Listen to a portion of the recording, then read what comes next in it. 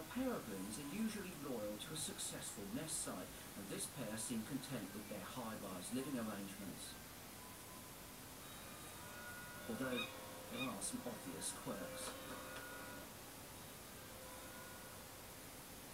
The male falcon keeps watch over his territory, and he'll chase off any intruders.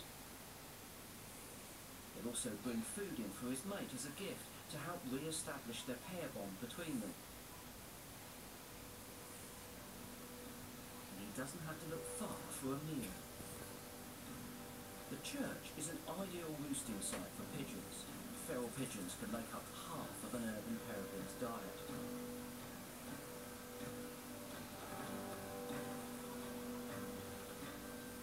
These birds attack their prey in mid-air, building up to speeds of over 200 miles an hour in a high-impact strike.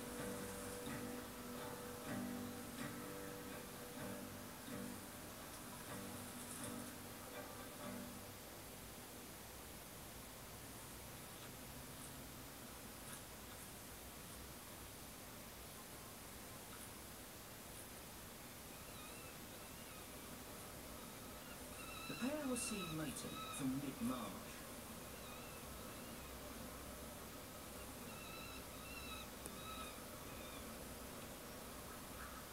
By the 25th of March, the male is keeping watch as his mate sits on 3 eggs.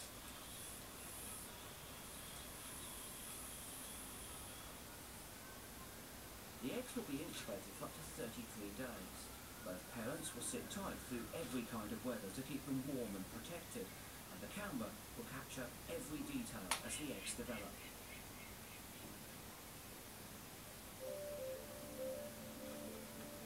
Is this happy family scene about to be disrupted? You see, a strange peregrine has turned up at the church. It's a juvenile,